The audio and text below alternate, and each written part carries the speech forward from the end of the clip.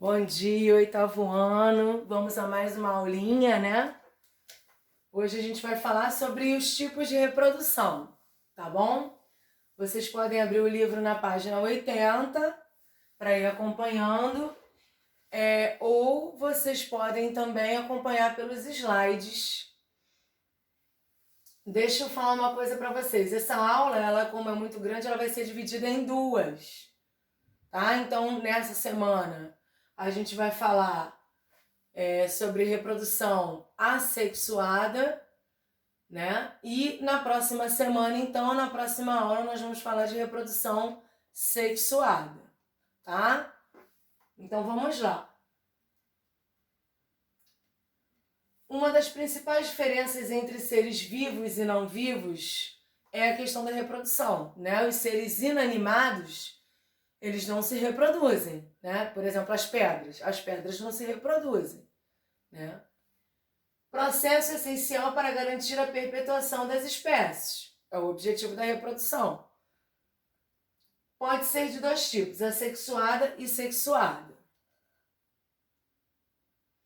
Bom, aí aqui eu fiz um quadrinho que eu espero que esteja dando bem para visualizar, mas não dando não tem problema porque vocês vão receber esses slides junto com essa videoaula, então é só acompanhar pelos slides de vocês, tá bom? Reprodução assexuada. Não há união de gametas, tá? Não tem junção de óvulo com espermatozoide.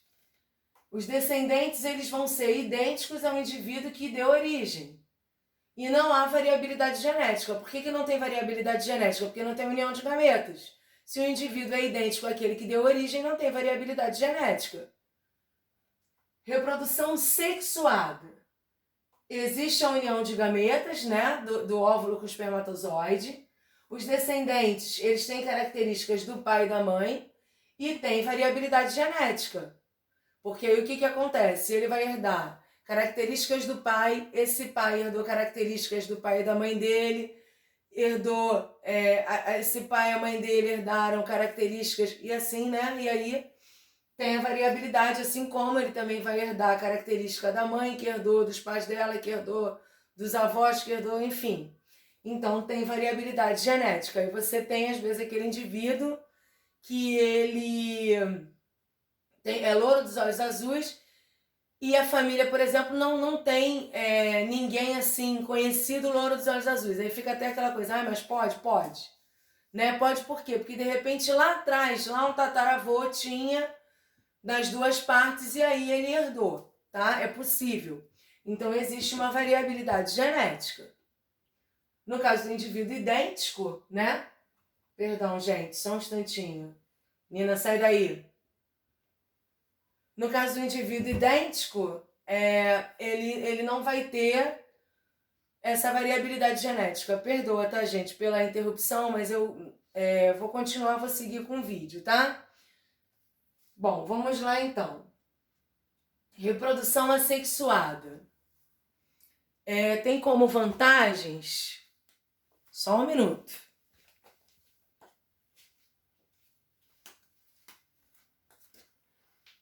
Vamos lá, continuando aqui. Tem como vantagens manter as características da espécie inalteradas, processo rápido que gera um grande número de indivíduos. Tá? Então, na realidade, é um processo mais rápido porque não tem variabilidade genética, o indivíduo é uma cópia daquele que deu origem. Então, na realidade, são essas as vantagens, né? As características da espécie vão se manter inalteradas, porque o descendente é idêntico àquele que deu origem. E gera um grande número de indivíduos. As bactérias utilizam muito essa reprodução, né? E milhares de bactérias, né? Se originam de uma bactéria, são idênticas àquela bactéria e em questão assim muito rápida.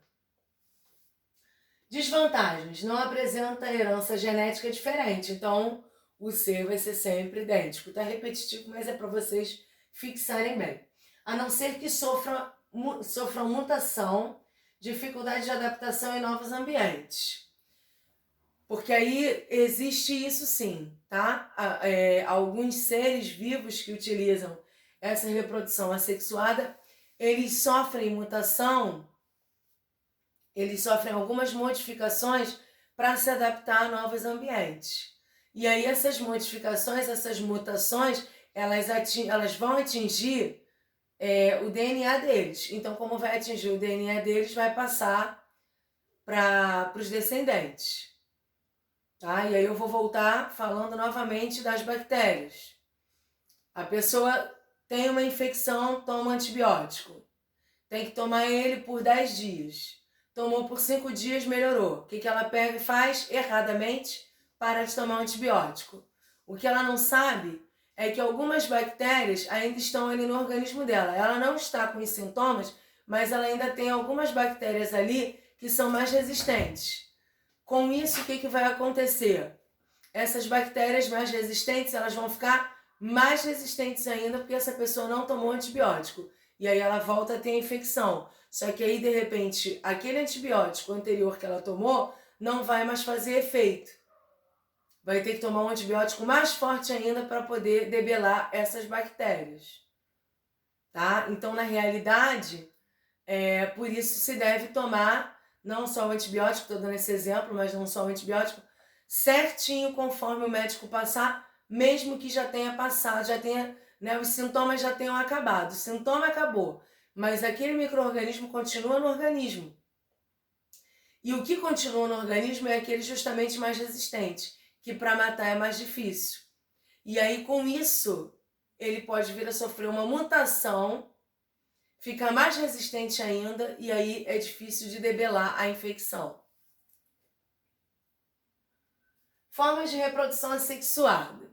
Bom, divisão binária por bipartição ou cisparidade é a mesma coisa, tá?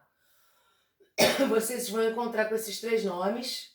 Por brotamento, gemiparidade ou gemulação, fragmentação, esporulação, paternogênese, divisão múltipla e multiplicação vegetativa. A gente vai ver hoje todas essas formas de reprodução aqui assexuada. Bom, divisão binária, né? Os descendentes são cópias exatas do ser que as originou. Isso daí, na reprodução assexuada, isso vai ser uma característica em comum. Utilizada por organismos unicelulares, ou seja, que possuem apenas uma célula, tá? Exemplos: bactérias, protozoários e algas unicelulares.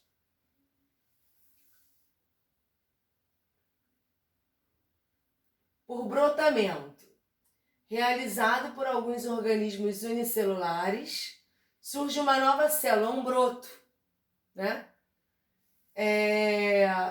Resultante da mitose, da multiplicação. Surge um broto que fica preso ao indivíduo matriz, vamos dizer assim, que deu origem a esse broto. E depois, esse broto, ele se separa, só que esse broto ele vai ser idêntico ao organismo, ao ser vivo, perdão, que deu origem a ele. Em espécies pluricelulares, isso também pode acontecer, tá? Só que é formado aí por uma massa de células e não por uma única célula. Vivem em colônias ou isoladamente. Podem viver em colônias ou isoladamente, tá? Aí um exemplo que a gente tem aqui, as leveduras, como seres unicelulares que utilizam isso. As leveduras, para quem não sabe, são fungos, né? Vocês já devem ter ouvido falar em levedo de cerveja ou levedura de cerveja, é utilizado até na alimentação, vem de loja de produto natural. É uma fibra, né? É uma fonte de fibra muito boa e ela é um tipo de fungo unicelular. Na realidade, elas são os únicos fungos unicelulares. E a gente tem como pluricelular as esponjas e as caravelas, né? As esponjas, por exemplo, elas são fixas. Elas são fixas no substrato. Então, surge aquele broto, quando você olha, parece uma colônia, porque fica aqueles indivíduos, aqueles vários indivíduos, tá? E as caravelas, grosseiramente falando, água-viva, que aí vai ficar mais fácil para vocês saberem. Aquilo ali, ela é solta, né, do substrato, ela flutua e ela é originada através de broto. Então, ela é idêntica ao indivíduo que deu origem a ela. Fragmentação. Indivíduos se originam de pedaços do genitor, né? Ou seja, do que deu origem. Alto poder regenerativo. Exemplos, alguns fungos pluricelulares, esponjas, planárias e briófitas. O que acontece? Vocês vão ver no livro o exemplo da planária. Se você pegar a planária, tá? É um bichinho, né? Bem asqueroso, por sinal. Você corta a planária, em 3 ou 4 pedaços. Cada pedaço daquele vai dar origem a um novo indivíduo, idêntico àquele que originou, tá? Então, na realidade, você corta ali, pegou a planária, cortou em 4 pedaços, ela não vai morrer. Cada pedaço daquele vai dar origem a um novo indivíduo. Por esporulação. Isso, na realidade, é utilizado quando as condições ambientais são desfavoráveis. E aí você tem uma formação de células especiais resistentes, chamadas esporos, tá? E aí, exemplos, né? Algumas espécies de bactérias e fungos, tá? Na realidade, você não tem aí também união de gametas, então por isso que é chamada de reprodução assexuada. Mas você vai ter esse tipo de reprodução quando as condições ambientais estiverem desfavoráveis, porque aí o que acontece? Tem a formação desses esporos, que são super resistentes, e eles vão ficar no ambiente sem na realidade se desenvolver, eles vão ficar parados lá, inertes no ambiente. Quando melhora a condição ambiental, eles então se desenvolvem e dão origem a um novo indivíduo que vai ser idêntico àquele que originou, que produziu os esporos. Não, você está atrapalhando a minha aula. Vamos lá, continuando aqui. Desculpa, tá, gente? Paternogênese. Embrião se origina através de um óvulo não fecundado.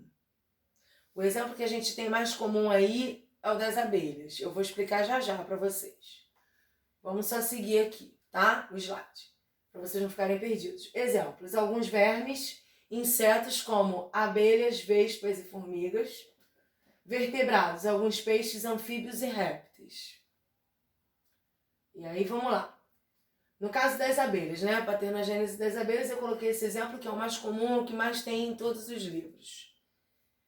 Óvulos não fecundados originam zangões, tá? Então, os zangões, que é o macho das abelhas, né? Eles são originados por paternogênese. Nesse caso aqui, o indivíduo não vai ser idêntico ao indivíduo que deu origem, né? Porque isso é bem curioso, porque são as fêmeas que vão dar origem a esses indivíduos. Mas como esses óvulos não são fecundados, a gente chama de reprodução assexuada, tá? Óvulos fecundados vão dar origem às fêmeas.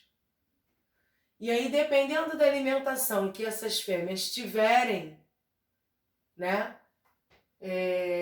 Elas vão ser abelha rainha ou operárias. Vão ser abelhas rainhas ou operárias. Tá? Na realidade, em cada colmeia você vai ter uma única abelha rainha, né? Que é alimentada com geleia real. A larva vai ser alimentada com geleia real, tá? Então, na realidade, a larva não, perdão, o filhotinho, né? É alimentado com geleia real. Então, voltando aqui, na paternogênese você não vai ter indivíduos idênticos aos indivíduos que deram origem, porque quem vai dar origem a esses indivíduos serão as fêmeas. Só que os óvulos, quando não fecundados, que é a reprodução assexuada, né, que é a paternogênese, originam zangões. Aqui, óvulos fecundados originam fêmeas, já é reprodução que? Sexuada. Tá? Eu só coloquei para vocês verem a diferença. Isso aqui não é paternogênese, tá? Isso daqui é reprodução sexuada, que a gente vai ver na próxima aula. Divisão múltipla, conhecida também por pluripartição ou esquizogonia, ocorre através da subdivisão do núcleo da célula-mãe e formam-se vários outros núcleos. Esses núcleos eles vão ficar, essas células filhas vão se originar desses núcleos, mas o que acontece? Só vão sair desses núcleos quando as condições externas estiverem favoráveis. Aí a membrana da célula-mãe se rompe, liberando as células filhas. E enquanto isso não acontece, elas ficam ali dentro, esses núcleos, eles ficam ali dentro da célula-mãe. Eles só vão se romper e originar as células filhas em condições favoráveis. Exemplos, protozoários, amebas, né? É muito comum, e alguns fungos. Multiplicação vegetativa, também chamada de propagação vegetativa. Isso daí já é uma coisa artificial, tá? Na realidade, isso tem intromissão do ser humano. Ela é muito utilizada na agricultura e no comércio de mudas de plantas. Então é o ser humano que vai fazer esse tipo de reprodução assexuada, tá? Vai ter a mão lá do ser humano, não é in natura. É utilizado em pteridófitas, gimnospermas e angiospermas. São vegetais, né? São tipos de vegetais. Então, vamos lá. Técnicas utilizadas nas angiospermas. Enxertia. Implantação da parte de um vegetal em outro, com a finalidade de unir qualidade produtiva para a planta suporte e suporte seiva para a planta enxerto. Então, na realidade, você vai pegar um vegetal, vai tirar uma muda uma parte desse vegetal, uma parte desse vegetal e vai implantar em outro vegetal. Esse vegetal que foi implantado, ele vai ter qualidade produtiva. Então ele vai passar essa qualidade produtiva para o vegetal que foi enxertado, tá? E vai receber suporte seiva dessa planta enxerto. A auporquia é utilizada nas angiospermas. Retira-se a casca de uma região do galho, tá? Coloca serragem e esterco e depois cobre com um saco plástico para forçar a formação de raízes. Depois que teve a formação das raízes, retira, né, a muda e planta no solo, tá? Aí auporquia o nome dessa técnica. Gente, eu não vou cobrar isso em detalhe para vocês em prova, tá? Porque isso daí é a título de curiosidade, é só para, se porventura em algum dia vocês lerem, alguém comentar, vocês sabem mais ou menos do que está sendo falado. Mas isso, a questão da enxertia e da auporquia, claro que os tipos de reprodução são importantíssimos. Mas a enxertia e a auporquia, na realidade, são técnicas utilizadas na agricultura. Aí quem quiser se especializar nisso no futuro, aí tudo bem, vai ter que estudar, vai ter que se aprofundar, tá? Mas eu não vou ficar cobrando isso em prova. Então, na próxima aula, a gente vai continuar, vai falar das formas de reprodução sexuada, tá? Que são várias formas também, tem muitos detalhes, por isso que eu não coloquei tudo na mesma aula. Eu achei que ia ficar muita informação, né? Uma matéria que tem bastante detalhes para vocês aí memorizarem, compreenderem. Qualquer dúvida eu estou na plataforma à disposição, é só ir lá e perguntar, tá bom? Então, fiquem à vontade para tirar as dúvidas de vocês lá pela plataforma, pelo meu e-mail. Acho que vocês têm meu e-mail, né? Porque eu já andei enviando